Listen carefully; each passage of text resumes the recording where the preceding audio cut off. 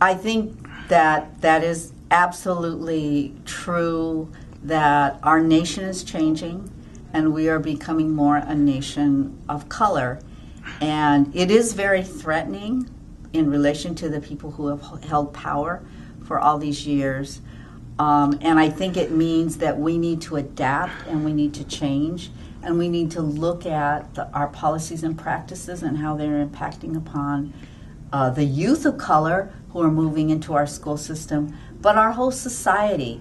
I think it's pretty clear that there is discrimination, that there's racial profiling, for example, and that certain groups have barriers to success, to even getting jobs, to being citizens in this country. And we need to look at all of those and evaluate what needs to change and work for really justice. To me, it comes back to peace and justice and equity for every single person. I mean, this country was founded on that premise, and I think we need to hold ourselves to that standard and come to grips with it and actively fight against those who continue to put people of color down and to continue to promote their own power. And what is UTLA doing to adapt this changing time, to have contact with the large Latino population, to not be outdid by this reality? Yes, and I'm really excited that UTLA is stepping up to embrace our communities and our parents in ways that we've never done it before. We have recently hired a Latina, a mother, who's got a lot of experience working in the community as our parent community coordinator. And right now we are mapping out a plan where we will be having representatives from all of the areas of the city. We want to have active schools, parent groups in every school where we can be working together. It's not what can you do for us, and so that we could get a raise, for example. It's not about that.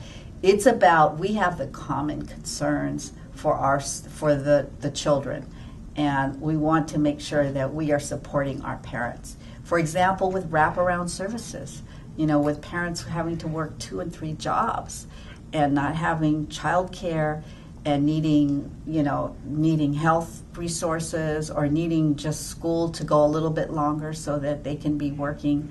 There's a lot that I think we need to change and look at in new eyes, and how we can be responsive to our parents and community. And I think that's a different lens.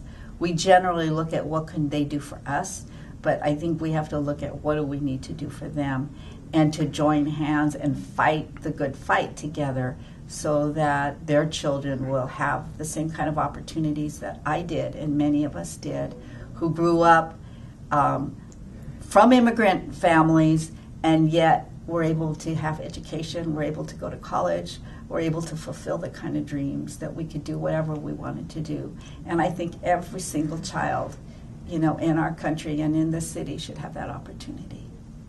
You talk about this, but what do you say to Latino parents and community leaders so that they join UCTLA to achieve the school student from Los Angeles deserve? I tell the parents and community members that we know that what their children need as educators.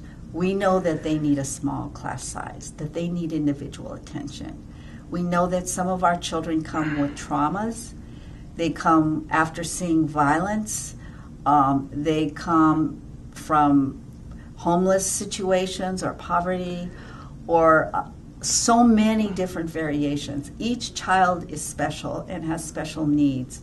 And we want to tell the families out there that we know that and we care about every single child, and we want to work together with them as the parents, or maybe it's not their child, but they have a concern because they're their classmate, a child in their child's classroom, who will make it will make a difference if there's one child who acts out or who has explosions because they're not being responded to, it affects the whole class.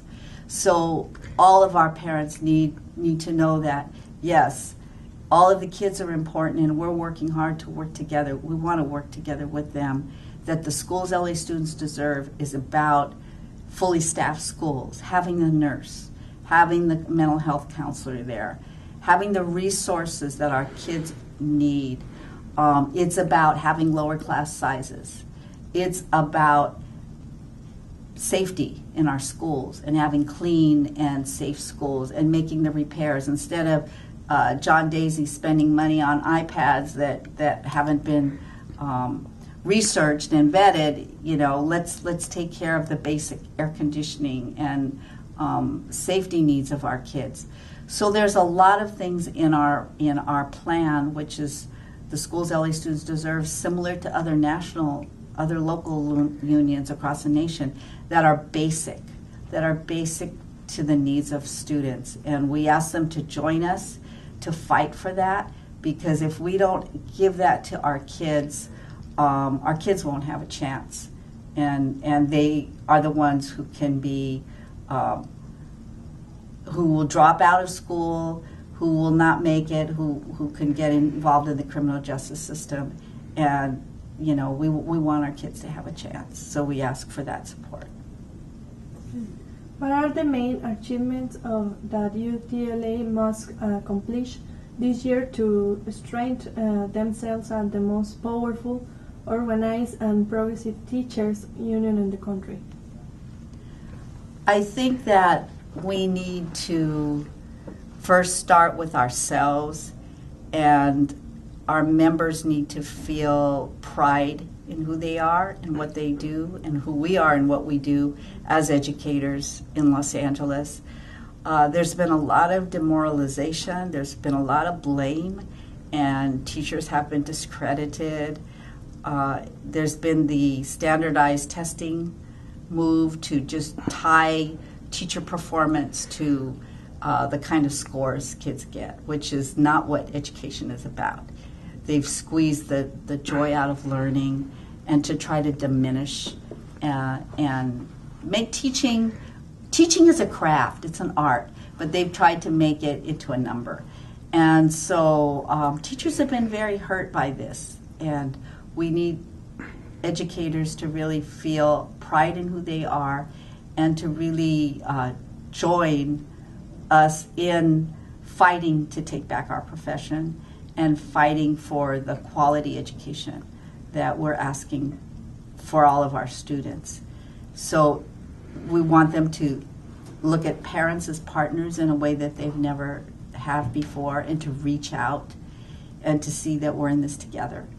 So we're asking them to be different and to look at things in a different way and in a new way.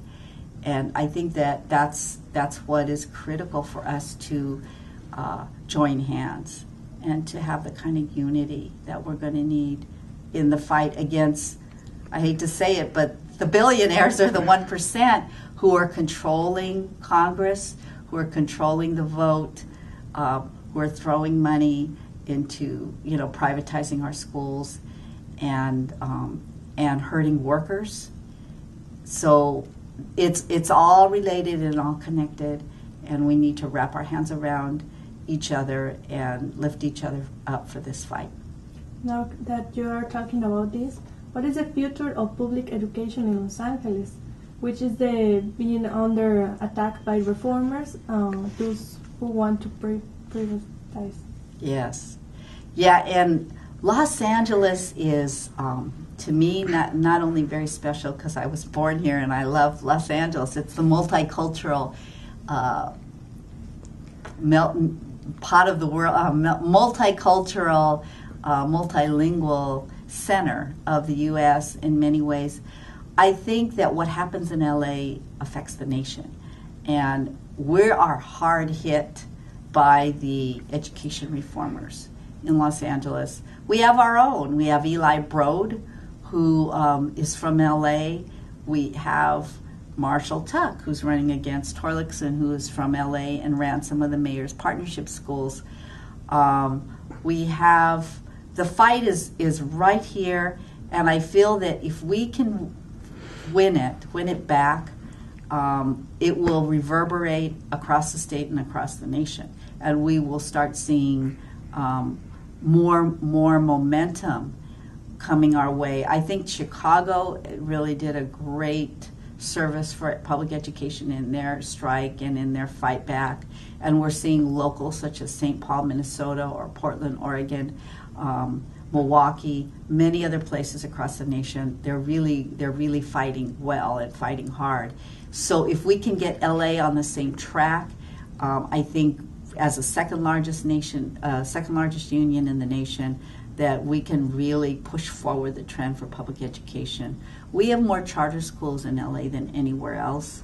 We have over 200 charter schools, and I think that it's time that we started pushing back.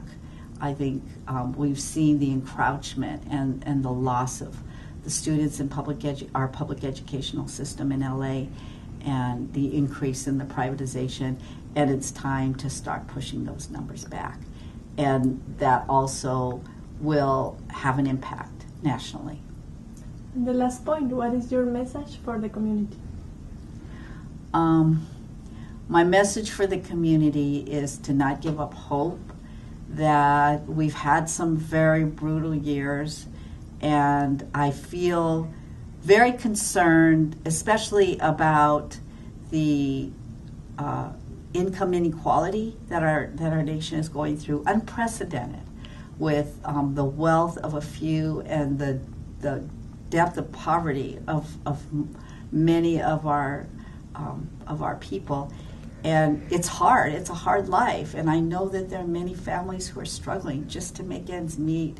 And then when there are problems, it just makes it even worse. So that we're in this together, and we want a better country. We want a better state for you and for the children that you have, and that we need to join hands, and we want to fight this together and make this country better. Thank you so much.